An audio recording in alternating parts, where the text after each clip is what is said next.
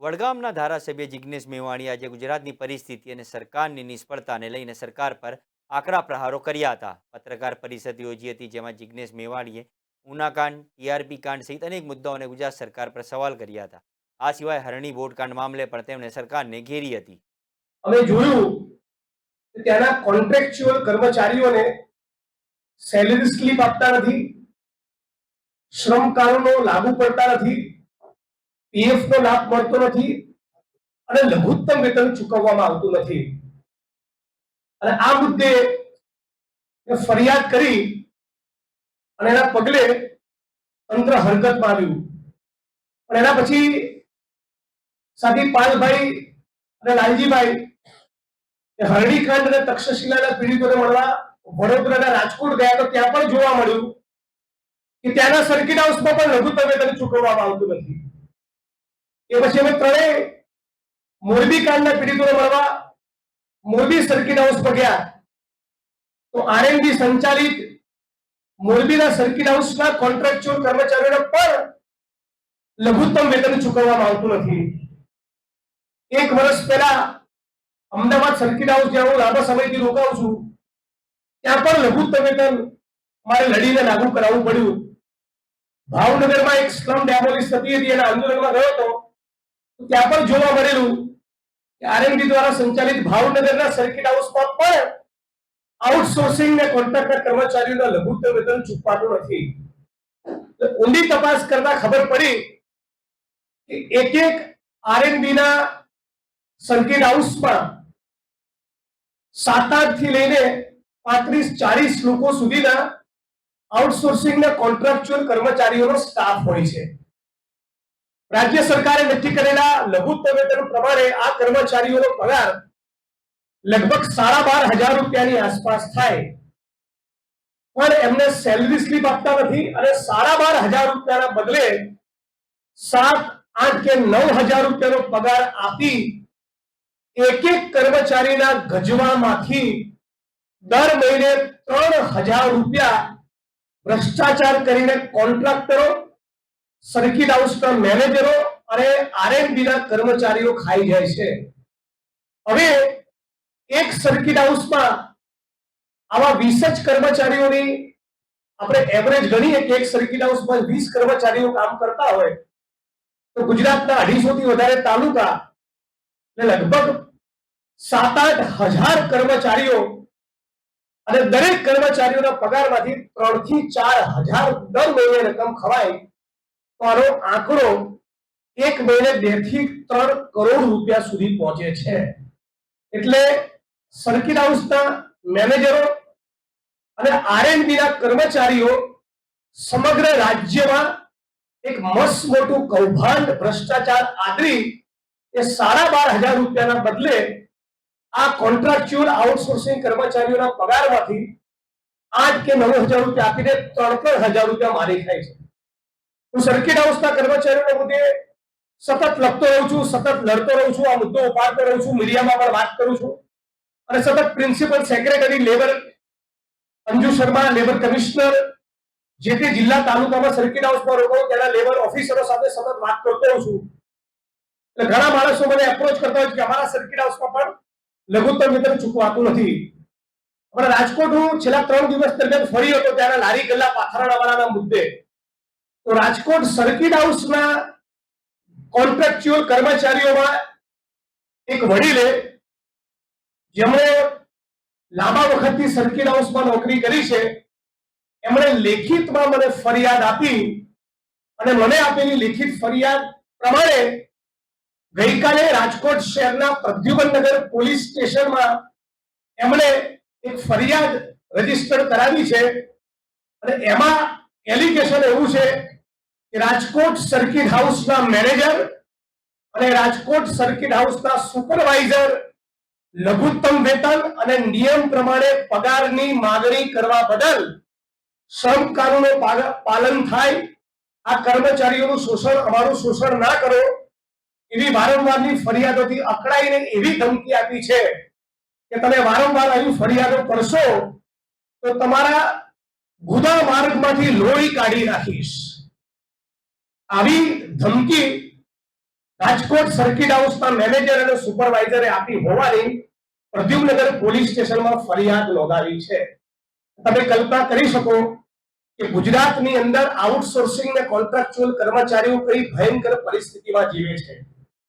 જે જગ્યાએ પથિકાશ્રમમાં મેં લઘુત્તમ વેતન લાગુ કરાવ્યું તો ત્યાંના કોન્ટ્રાક્ચ્યુઅલ કર્મચારીઓની હવે એવી ફરિયાદ છે કે અમને એવું કહી રહ્યા છે કે ભલે જિગ્નેશભાઈએ લેબર કમિશનર, પ્રિન્સિપલ સેક્રેટરી અને કલેક્ટરને વાત કરી તમારે નોકરી કરવી હોય તો તમારા ખાતામાં નિયમ પ્રમાણે 12,500 જ જમા કરીશું, તમને સેલરી સ્લિપ પણ આપીશું, પણ તમારે એમાંથી ઉપાડીને પાછા 3,500 આપણે રિટર્ન કરી દેવાના.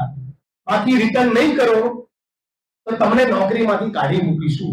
તો છેલ્લા 1.5 વર્ષથી રાજ્યના લેબર કમિશનર અને પ્રિન્સિપલ સેક્રેટરી લેબર આગળ રજૂઆત કરું છું. ગુજરાતની વિધાનસભાના મંચ ઉપર પણ બોલ્યો છું કે રાજ્યની સર્કિટ હાઉસીસમાં અને રાજ્યના સરકારી કચેરીઓમાં લઘુત્તમ વેતન ચૂકવાતું નથી. આ વાતને સિરિયસલી લો. રાજ્યની સરકાર આ ગણકારતી નથી અને એનું પરિણામ એ આવ્યું કે આજે રાજકોટ સર્કિટ હાઉસના એક મેનેજર અને સુપરવાઇઝરની એવી હિંમત છે કે કોન્ટ્રાક્ચ્યુઅલ ગરીબ પરિવારમાંથી આવતા એક માણસની શ્રમજીવીને એવી ધમકી આપે, કથિત રીતે એવી ધમકી આપે કે તારા ગુદા માર્ગમાંથી લોહી કાઢી નાખીશ. આ ગુજરાતના આરએનબીના કર્મચારીઓ અને સર્કિટ હાઉસના સુપરવાઇઝર અને મેનેજરોને આવી ચરબી કેમ ચડી હશે એનો જવાબ એ રાજ્યના શ્રમ મંત્રીએ આ પ્રેસ કોન્ફરન્સના રિસ્પોન્સમાં આપવો જોઈએ. એવી આ પ્રેસ કોન્ફરન્સના માધ્યમથી માંગણી કરું છું કે આ ફરિયાદનો રાજકોટ શહેર પોલીસ કમિશનર અને કન્સર્ન પોલીસ સ્ટેશન કોગ્નિઝન્સ લઈને તાબડતોબ આનો ગુનો દાખલ કરી કે સર્કિટ હાઉસના મેનેજર અને સુપરવાઇઝરની સામે ગુનો દાખલ કરી એની ધરપકડ કરે. બીજી વાત મારા સાથી રાજ્યભાઈ કરશે પણ એમાં હું એક વાત ઉમેરવા માંગુ છું કે છેલ્લા કેટલાક સમયથી અમદાવાદ શહેરમાં સુભાષ બ્રિજ, કેશવનગરમાં ઝૂંપડા તોડ્યા, રાજકોટમાં લારી ગલ્લાઓ પાથરણાવાળાને પણ હટાવવાની કોશિશ કરી અને રાજકીય કિન્નાખોરીના ભાગરૂપે ગીર સોમનાથની અંદર સ્થાનિક ધારાસભ્યો, સંસદ સભ્ય અને કલેક્ટર તંત્ર એકબીજાના મેળાવી પડામાં આહિર સમાજ, દલિત સમાજ, માલધારી સમાજ અને કોળી પટેલને વિશેષ રૂપે ટાર્ગેટ કરી વીડીને ચિહ્નિત કરીને જેમણે કોંગ્રેસને વોટ આપ્યો અને ભાજપની વિરુદ્ધમાં ચૂંટણીના કામ કર્યું એમની રેકડીઓ હટાવી, એમની લારીઓ હટાવી, એમની હોટલો તોડી પાડવી, એમના પાનના ગલ્લા હટાવી દેવા, એમના મકાનો તોડી પાડવા, એમના વરંડા તોડી પાડવા, એમની દિવાલો પર બુલડોઝર ફેરવું અને ઉત્તર ગુજરાતમાં તબેલા કહીએ, સૌરાષ્ટ્રમાં ઢાળિયા કહીએ એમ ઘોર રાખવા માટેના ઢાળિયાઓ પણ રાજકીય કિન્નાખોરીના ભાગરૂપે તોડી રહ્યા છે. ત્યારે ગીર સોમનાથ તંત્ર અને રાજ્યની સરકારને ચેલેન્જ આપું છું કે તમારામાં પાણી હોય તો કોડીનારથી ઉના જતા રસ્તામાં ભારતીય જનતા પાર્ટીના 302 ના આરોપી રહી ચૂકેલા એક પૂર્વ સાંસદના ગેરકાયદેસર અનેક ઝીંગા ફાર્મ ચાલે છે. તમારામાં પાણી હોય તો રેકડી વાળાને હટાવવાના બદલે આ ડાબીસ માણસના ગેરકાયદેસર બાંધકામો તોડીને બતાવો. આ મુદ્દે સતત લડી રહેલા અમારા સાથી કોંગ્રેસ પક્ષના કોડીનારની અનામતની બેઠકના ઉમેદવાર મહેશ મકવાણા, જેની ઉપર બીનુ મુગલ સોલંકીના માણસોએ એકથી વધારે વખત કથિત રીતે હુમલો કરેલો, એમને 3-4 મહિના હોસ્પિટલાઇઝ થવું પડેલું, એમની ઉપર તાજેતરમાં લૂંટની ફરિયાદ દાખલ કરવામાં આવી છે. જે કોંગ્રેસ પાર્ટીનો સંનિષ્ઠ કાર્યકર છે, જે પર્યાવરણવાદી છે, જે માનવ અધિકારનો કાર્યકર્તા છે, જે સર્વ સમાજના લોકો માટે કોડીનાર, ગીર સોમનાથના સૌરાષ્ટ્રમાં લડે છે, જેને આરટી એક્ટિવિસ્ટ તરીકે અનેક પબ્લિક ઇન્ટરેસ્ટના કામો કર્યા, અનેક જાહેર રીતે ગુજરાત હાઈકોર્ટમાં અરજીઓ કરી છે, એ મહેશ મકવાણાની ઉપર લૂંટનો ગુનો દાખલ કરી કોડીનાર પોલીસે, ગીર સોમનાથ પોલીસે એ ભાજપના ઈશારે એમને જેલમાં નાખી દીધા છે. આ પ્રકરણમાં ઉલ્લેખની વાત એ છે કે ભારતીય જનતા પાર્ટીના એક સ્ટ્રક્ચરના માળખાને તોડવા માટે જ્યારે પોલીસ તંત્ર, પ્રશાસન ગયું ત્યારે આગલા દિવસે સાંજે ત્યાંના એસડીએમ, નાયબ કલેક્ટર પોતે ફોન કરીને મહેશ મકવાણાને ડેમોલિશનના સ્થળ ઉપર હાજર રહેવા જણાવેલું. એનો ઓડિયો પણ અમારી પાસે ઉપલબ્ધ છે. અને સવાલ પૂછવા માંગુ છું કે ડેમોલિશનના સ્થળ ઉપર ફરિયાદી મહેશ મકવાણાને બોલાવી પછી એક ષડયંત્રના ભાગરૂપે મહેશ મકવાણા ઉપર લૂંટનો ગુનો દાખલ કરવો, આની સૂચના એ ગાંધીનગરના ગૃહ વિભાગમાંથી મળી હતી કે સંબંધિત આઈજી ઉપર કમલમમાંથી ફોન ગયો હતો? આની પણ રાજ્ય સરકારે સ્પષ્ટતા કરવી જોઈએ.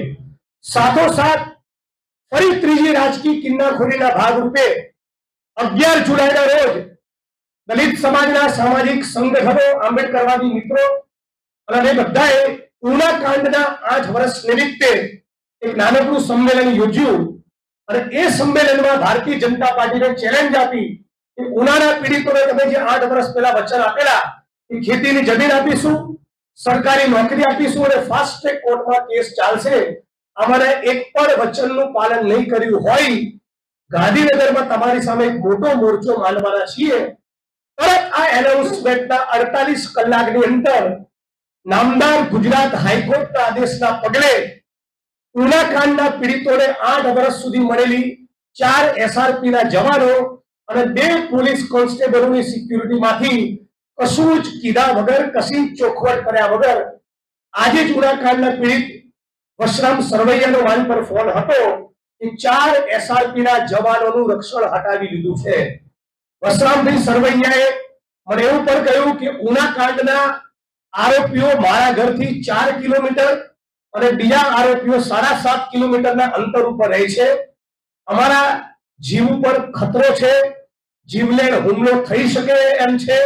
રાજ્યની સરકાર કોઈ પણ સંજોગોમાં તાબડતોબ અમને પોલીસ રક્ષણ નહીં આપે તો અનિચ્છનીય ઘટના બની શકે એમ છે. અને એટલું જ નહીં, ઉના કાંડમાં જે આરોપીઓ છે એ ગીર સોમનાથ પોલીસની મહેરબાનીથી, ગીર સોમનાથ પોલીસના રહેમો કરમના કારણે આજે પણ બુટલેગિંગનો ધંધો કરે છે.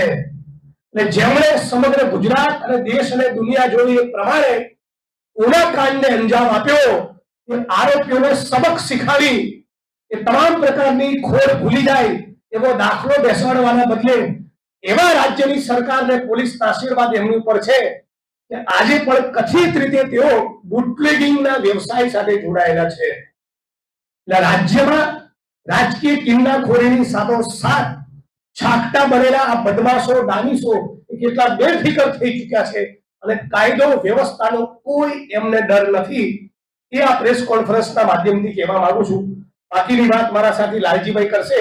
પણ આ રાજકીય કિન્નાખોરીના વિરુદ્ધમાં જેમ અગ્નિકાંડમાં લડ્યા, જેમ લઘુત્તમ વેતનના મુદ્દે લડી રહ્યા છે, એમ 19 તારીખે અમે કોડીનારમાં પણ જવાના છીએ અને ત્યાં પણ એક સંમેલન કરીને સરકારને ચેલેન્જ આપવાના છીએ. બાકીની વાત મારા સાથી લાલજીભાઈ દેસાઈ કરશે.